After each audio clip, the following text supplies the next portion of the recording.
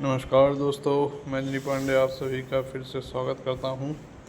पिछले चैप्टर की तरह इस बार भी आप महत्वपूर्ण प्रश्न लेके आए हैं। इस वीडियो को लगातार देखिए और ज़्यादा से ज़्यादा शेयर करिए। चलिए समय न गंवाते हुए वीडियो की शुरुआत करते हैं। आग बुझाने में स्मोदरिंग का क्या कार्य होता है? तो स्मोदरिंग अग्नि में ईंधन मिलाना, अग्नि को ऑक्सीजन की सप्लाई से अलग करना, जल का उपयोग करके तापमान कम करना और या अग्नि से ईंधन अलग करना। तो ये आपको मालूम होना चाहिए कि अग्नि को ऑक्सीजन की सप्लाई से अलग करना है ना, मतलब जहाँ कहीं ऑक्सीजन है वहाँ पे अग्नि को अलग करना, यानी कि इसका जो राइट आंसर होगा ऑप्शन बी।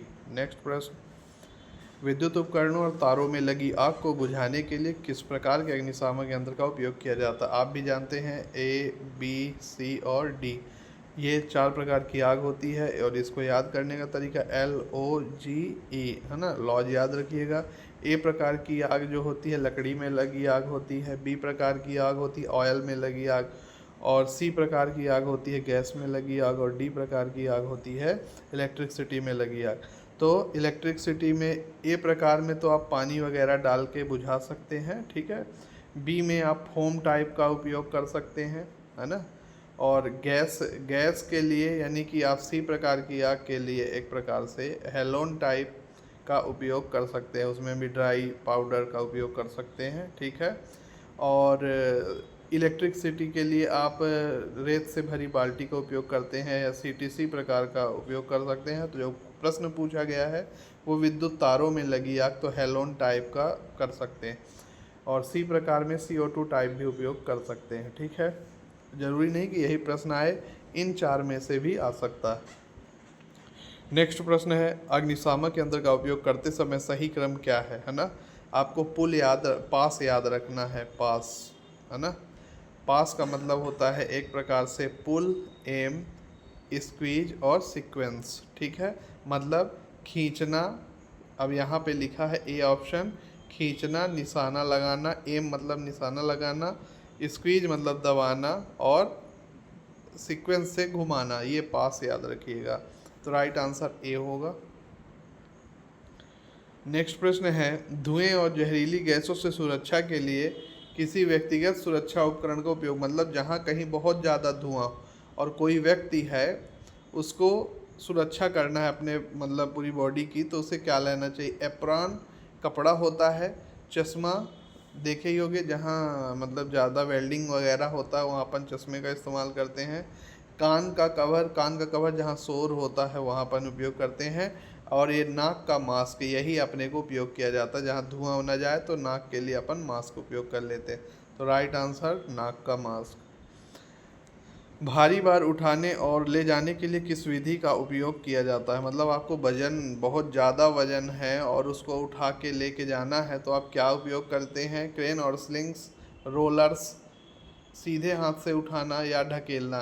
तो इसका राइट आंसर है भारी वजन को अपन क्रेन और स्लिंग के माध्यम से इधर से उधर ले जाया जाता है।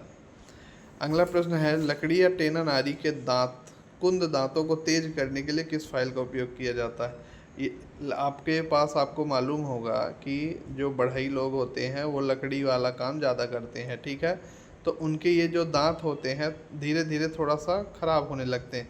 यदि हमें उसे बनाना है तो आप उसका क्या उपयोग करेंगे, कौन सी फाइल का उपयोग करें? मतलब इन दांतों को थोड़ा तेज करना है, उसके लिए अपन को ट्रायंगुलर फाइल, जैसे यहाँ आप देख रहे होंगे त्रिभुजाकार डिजाइन बनी हुई है ना, तो वहाँ पे तो ट्रायंगुलर फाइल ही उपयोग करेंगे। तो इसका राइट आंसर होगा त्रिकोणीय रेती। नेक्स्ट प्रश्न है, सीट मेटल कार्य में नुकीले मोड़ों को बनाने के लिए किस प्रकार के स्टेक का उपयोग किया जाता है?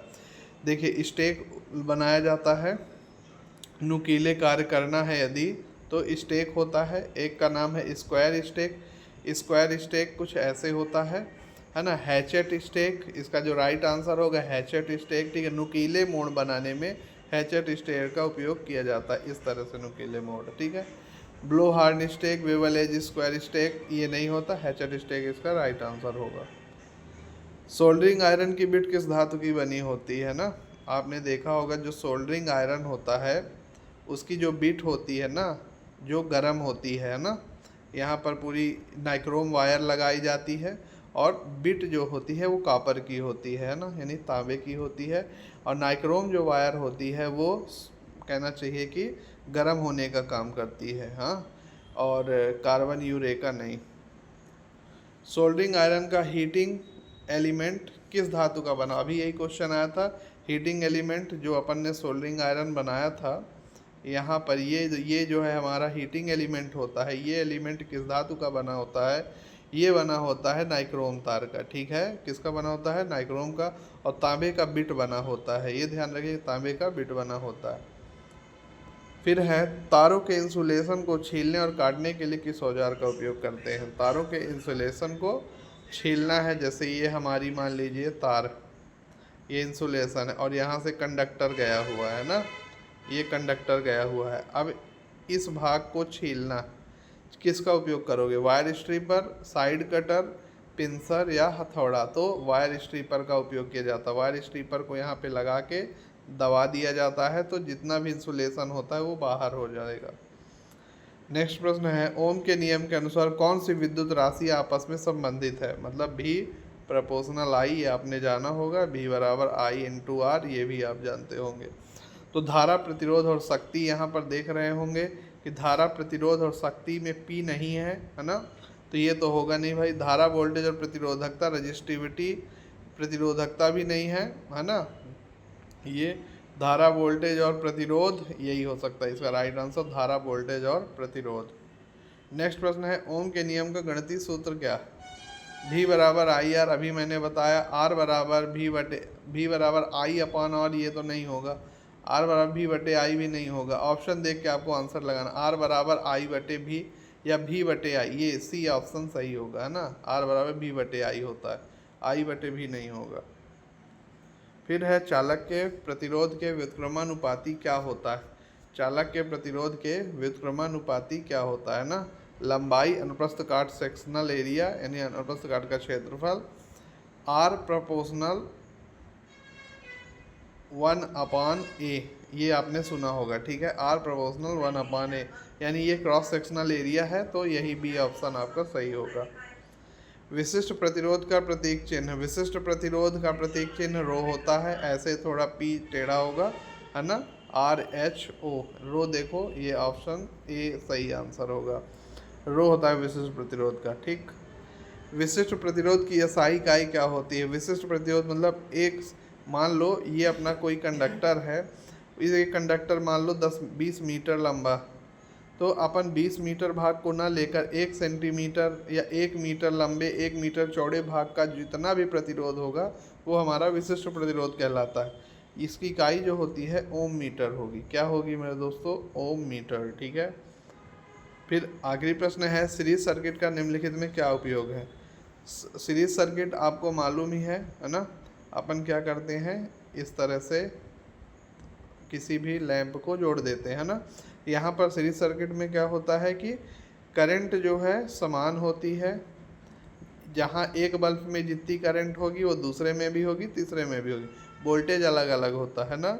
इसीलिए इस कनेक्शन का उपयोग कहाँ किया जाता है, जहाँ हमें ज़्यादा मतलब करंट समान चाहिए, है ना, वहाँ उपयोग करते हैं। झालर वगैरह में, प्रदर्शनी मेलों में ऐसी जगह उपयोग किया जाता है। ऐसे ही पैरेलल कनेक्शन जो होता है वो घरों में किया जाता है, क्योंकि वहाँ पे हमें वोल्टेज चाहिए होगा, है ना। तो इसका जो राइट आंसर होगा सीरीज सर्किट में, अब ऑप्शन देख के पता चलेगा कि क्या बताना। वोल्ट मीटर का कनेक्शन, भाई वोल्ट मीटर कनेक्शन पैरेलल में करना है।